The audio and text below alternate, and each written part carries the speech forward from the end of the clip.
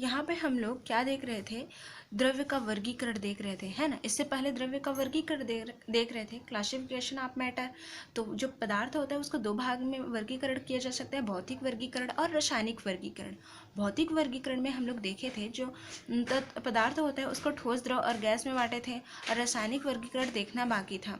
रासायनिक वर्गीकरण में क्या करते हैं, जो पदार्थ होता है उसको दो भाग में बांटते हैं, शुद्ध पदार्थ और मिश्रण में। तो शुद्ध पदार्थ में क्या होता है, शुद्ध पदार्थ में किसी भी प्रकार की अशुद्धि नहीं होती है, या फिर यूँ कहें कि जो शुद्ध पदार्थ होता है उसके जो संगठक कण होते हैं वो रासायनिक रूप से समान होते हैं। शुद्ध पदार्थ में किसी भी प्रकार की अशुद्धि नहीं होती है, या फिर शुद्ध पदार्थ वे पदार्थ होते हैं जिसमें सभी संगठक कण रासायनिक रूप से समान होते हैं। अब यहाँ पे देखो, जैसे H2O की संगठक कण की बात की जाए तो यहाँ पे H2O के संगठक कण कौन कौन से हैं, हाइड्रोजन और ऑक्सीजन। उसी प्रकार कार्बोहाइड्रेट के संगठक कण की बात की जाए तो कार्बोहाइड्रेट के संगठक कण है कार्बन, हाइड्रोजन और ऑक्सीजन। तो शुद्ध पदार्थ वे पदार्थ होंगे जिसके संगठक कण रासायनिक रूप से क्या होंगे, समान होंगे। संगठक कण का मतलब ये है कि वो पदार्थ किससे मिल करके बना है। जैसे कि H2O जो है हाइड्रोजन और ऑक्सीजन से मिल करके बना है, तो ये दोनों क्या हो जाएंगे, उनके संगठक कण। कार्बोहाइड्रेट जो मिलकर किससे मिल करके बने हैं, कार्बन, हाइड्रोजन और ऑक्सीजन से, तो ये क्या हो जाएंगे, उनके संगठक कण। मतलब वो पदार्थ जिससे मिल करके बना होगा वो उसका संगठक कण कहलाएगा।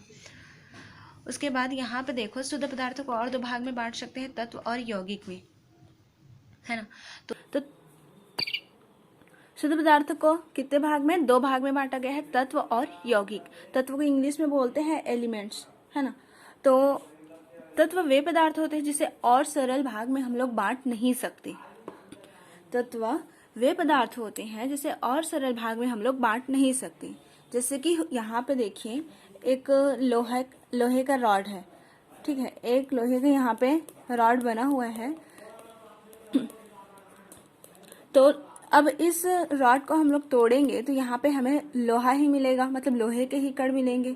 उसी तरह से यहाँ पे है आपका H2O। तो H2O का जब अपघटन किया जाएगा तब यहाँ से हाइड्रोजन अलग हो जाएंगे और यहाँ से ऑक्सीजन अलग हो जाएंगे। तो यहाँ से H2O को और सरल भाग में हम लोग बांट रहे हैं, मतलब यह तत्व नहीं है। उसी तरह से CO2, इसको भी और सरल भाग में कार्बन और ऑक्सीजन में बांट सकते हैं, तो ये भी क्या है, तत्व नहीं है। लेकिन जो लोहे का रॉड है उसको हम लोग तोड़ेंगे तो हमें लोहा ही मिलेगा, मतलब यह तत्व है। अगर चांदी को ऐसे करें, चांदी को लें तो चांदी को भी तोड़ेंगे तो हमें चांदी ही मिलेगा, तो वो भी क्या है, तत्व है।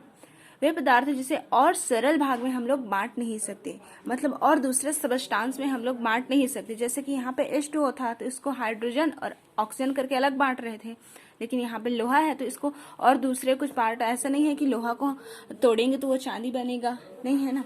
तो इस तरह से तत्व वे पदार्थ होते हैं जिसे और सरल भाग में हम लोग बांट नहीं सकते। तत्व वे पदार्थ होते हैं जिसे और सरल भाग में हम लोग बांट नहीं सकते। उसके बाद तत्व को तीन भाग में बांटा गया है, धातु, अधातु और उपधातु। धातु क्या होता है, धातु जो विद्युत के सुचालक होते हैं, जिनमें विद्युत धारा प्रवाहित होगी, वे ठोस होंगे, उनमें चमक होगी। उसी प्रकार से अधातु क्या होते हैं, कुचालक होते हैं। उसी तरह से उपधातु, उपधातु में क्या होता है, धातु अधातु दोनों के गुण होते हैं। या फिर यूं कहे, धातु जो होते हैं जो इलेक्ट्रॉन त्याग कर धन आयन बनाते हैं, अधातु जो इलेक्ट्रॉन ग्रहण कर ऋण आयन बनाते हैं, और उपधातु जिनमें धातु और अधातु दोनों के गुण होते हैं। इस तरह से हमने तत्व के बारे में देखा। अब देखते हैं यौगिक को। जब दो या दो से अधिक तत्व को एक निश्चित अनुपात में मिलाया जाता है तब क्या बनता है, यौगिक। जब दो या दो से अधिक तत्वों को एक निश्चित अनुपात में मिलाया जाएगा तब क्या बनता है, यौगिक। जैसे कि यहाँ पे देखते हैं H2O है, जब हाइड्रोजन का अनुपात 2 रहेगा और ऑक्सीजन का अनुपात 1 रहेगा तब क्या बनेगा, यौगिक। उसी तरह से यहाँ पे देखते हैं CO2 है, तो जब कार्बन का अनुपात 1 और ऑक्सीजन का अनुपात कितना, 2 रहेगा तब क्या बनेगा, ये CO2 बनेगा, ठीक है। उसी तरह से यहाँ पे अमाउंट जो है फिक्स है। तो क्या होता है यौगिक, जब दो या दो से अधिक तत्वों को एक निश्चित अनुपात में मिलाया जाता है तब क्या बनता है, आपका यौगिक बनता है। यौगिक को और दो भाग में बांटा गया है, कार्बनिक यौगिक और अकार्बनिक यौगिक।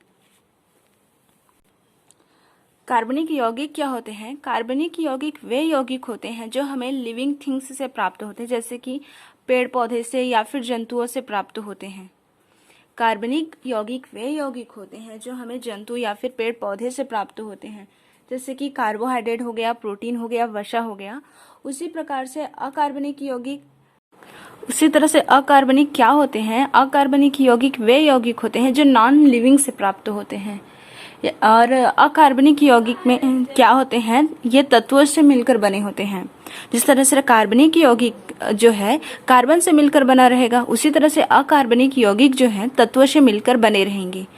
कार्बनिक यौगिक की उदाहरण है आपका कार्बोहाइड्रेट, प्रोटीन, वसा। उसी तरह से अकार्बनिक का उदाहरण है आपका,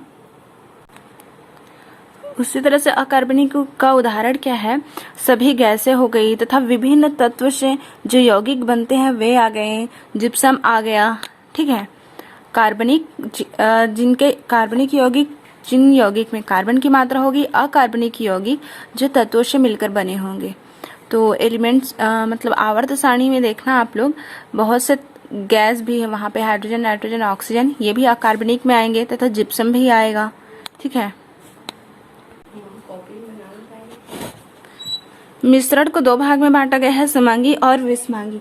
समांगी मिश्रण क्या होते हैं? जिनमें अवयव जो है पूरी तरह से मिले हुए होते हैं, जैसे कि हवा हो गया, पेट्रोल हो गया। अवयव मतलब वो पदार्थ जिससे मिल करके बना है, जैसे कि H2O जो है हाइड्रोजन और ऑक्सीजन से मिलकर के बना है, तो हाइड्रोजन और ऑक्सीजन क्या है पूरी तरह से मिले हुए रहेंगे, उसे कहेंगे समांगी मिश्रण। समांगी मिश्रण वे मिश्रण होते हैं जिनमें अवयव पूरी तरह से मिले हुए होते हैं। उसी तरह से विषमांगी मिश्रण वे मिश्रण होते हैं जिनके अवयव पूरी तरह से मिले हुए नहीं होते। जैसे कि पानी में रेत को डालेंगे तो रेत जो है पानी में नहीं घुलेगा, तो ये हो गया विषमांगी मिश्रण। उसी तरह से एक गैस को दूसरे गैस में मिला रहे हैं तो गैस आपस में क्या होती है? पूरी तरह से मिल जाती है। ये है आपकी समांगी मिश्रण। ठीक है, इसमें अवयव जो होंगे पूरी तरह से मिले हुए रहेंगे और विषमांगी में क्या होंगे? अवयव पूरी तरह से मिले हुए नहीं रहेंगे। जैसे कि दूध भी आपका विषमांगी मिश्रण है, क्योंकि दूध में जो वसा होता है वो पूरी तरह से घुला हुआ नहीं रहता है।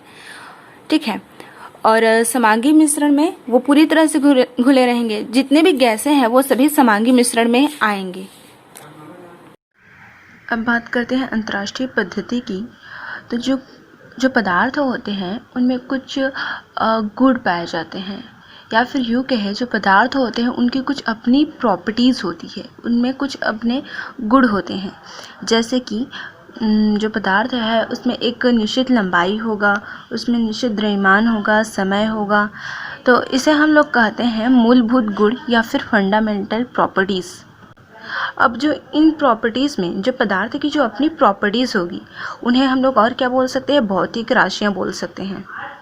ठीक, तो इन भौतिक राशि की ना यूनिट्स होती हैं, इकाई भी होती हैं। जैसे कि यहाँ पे है भौतिक राशि, लंबाई, द्रव्यमान, समय, ताप, विद्युत धारा, पदार्थ की मात्रा, ज्योति तीव्रता। तो ये है भौतिक राशि, मतलब पदार्थ की अपनी प्रॉपर्टीज़। तो इन प्रॉपर्टीज़ की ना यूनिट्स होती है। जैसे कि यहाँ पे लिखा है आपका SI, इकाई का नाम, मतलब ये क्या है? इन जो मतलब लंबाई की SI यूनिट्स क्या है? मीटर। द्रव्यमान की SI यूनिट्स क्या है? किलोग्राम। समय की क्या है? सेकंड। विद्युत धारा की है एम्पियर। एंड ताप की है आपका केल्विन। पदार्थ की मात्रा की है मोल। एंड ज्योति तीव्रता की है कैंडेला।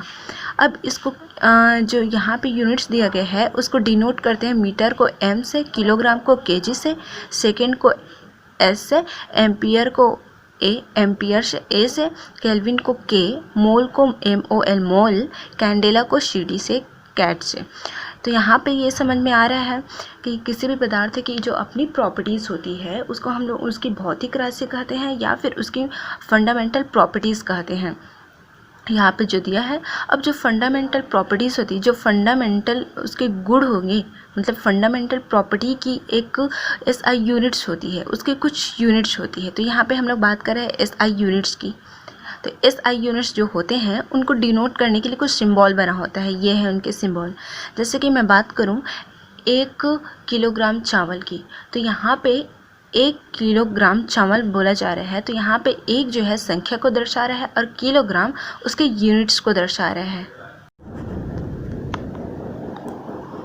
तो यहाँ पे ध्यान दीजिएगा, जैसे कि यहाँ पे बोला गया है इकाई या मात्रक 2 प्रकार के होते हैं। है ना। यहाँ पे बोला गया है यूनिट्स, जो यूनिट्स होते हैं आपके वो कितने प्रकार के होते हैं, 2 प्रकार के। पहला है फंडामेंटल यूनिट्स और दूसरा है डेराइव्स यूनिट्स। फंडामेंटल यूनिट्स को हम लोग मूल इकाई बोलते हैं और डेराइव यूनिट्स होते हैं उनको व्युत्पन्न इकाई बोलते हैं। तो मैंने अभी बताया जो भौतिक राशियाँ होती है, जैसे कि हो गया आपका लंबाई हो गया, समय हो गया, द्रव्यमान हो गया, ताप हो गया, विद्युत धारा हो गया, पदार्थ की मात्रा हो गया, ज्योति तीव्रता, ये जो 7 इकाई जो ये 7 भौतिक राशि होती हैं उनके कुछ यूनिट्स होते हैं। इन यूनिट्स को हम लोग क्या यहाँ पे जो भौतिक राशि है, 7 भौतिक राशि हैं, इनके जो यूनिट्स होंगे उनको हम लोग क्या कहते हैं, उन मतलब यूनिट्स को हिंदी में इकाई बोला जाता है ना। तो यहाँ पे जो यूनिट्स हैं, मतलब यहाँ पे जो इकाई है उनकी संख्या कितनी है, 7 है। तो इन 7 इकाइयों को, इन 7 यूनिट्स को हम लोग क्या कहते हैं, मूल इकाइयाँ या फिर फंडामेंटल यूनिट्स कहते हैं। ठीक है। यहाँ पे जो 7 भौतिक राशि होती है, जो 7 भौतिक राशि होती है, इनके जो यूनिट्स होते हैं इनको हम लोग क्या कहते हैं, मूल इकाइयाँ कहते हैं।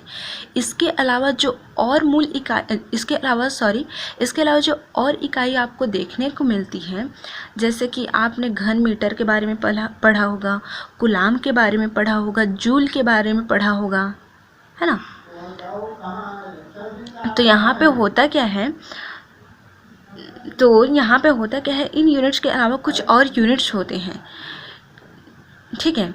इन यूनिट्स के अलावा कुछ और यूनिट्स होते हैं जिनकी प्राप्ति हमें कहाँ पे होती है, जिनकी प्राप्ति इन यूनिट्स के द्वारा ही होती है। जैसे कि SI प्रणाली में 7 मूल इकाइयाँ हैं, SI प्रणाली में 7 मूल इकाइयाँ हैं, इनके बारे में बोला जा रहा है, तथा शेष इकाइयाँ इन 7 मूल इकाइयों के गुणा भाग द्वारा उत्पन्न की जाती हैं।